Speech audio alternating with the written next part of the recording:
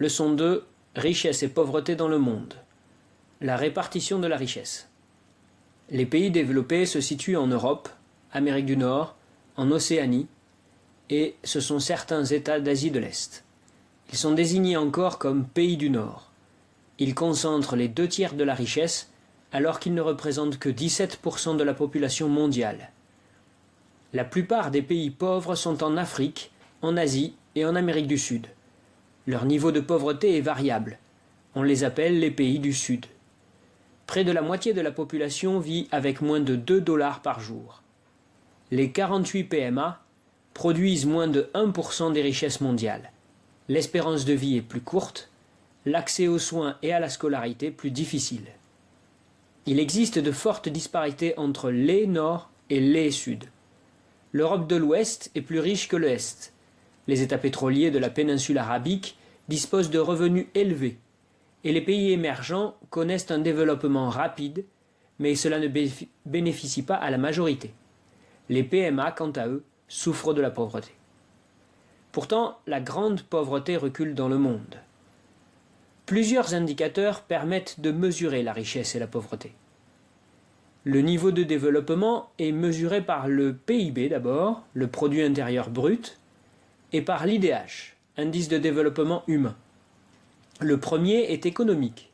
Il calcule la richesse produite, alors que le second prend en compte d'autres critères liés à la qualité de vie. Dans les pays développés, le système éducatif et de protection sociale sont performants. Les services de santé sont de qualité, ce qui assure un niveau de développement élevé. Ces services sont absents ou insuffisants dans les pays pauvres. Grand 2. Des différences selon les échelles. Dans tous les pays existent des inégalités sociales. La pauvreté est plus importante à la campagne qu'en ville. Elle touche plus les femmes que les hommes. Dans les pays développés, 15% de la population est pauvre. Cela signifie que les personnes éprouvent des difficultés pour subvenir à leurs besoins essentiels. Manger à sa faim, disposer d'eau potable, se loger correctement, avoir accès à l'éducation, pouvoir se soigner.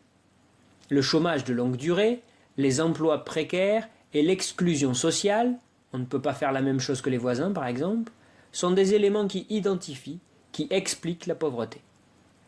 Dans les pays émergents, les élites et les classes moyennes, c'est-à-dire les personnes qui ne sont ni riches ni pauvres, profitent de la croissance économique, mais la grande pauvreté persiste.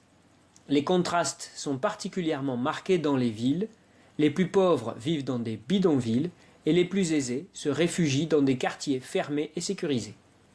Dans les pays développés, on rencontre aussi les sans domicile fixe. Grand 3. Les défis liés à la pauvreté.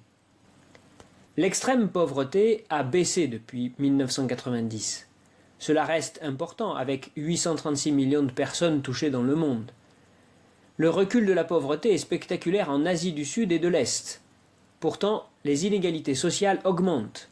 1% des personnes les plus riches possèdent la moitié des richesses mondiales, alors que 80% de la population n'a que 5,5% de ces mêmes richesses.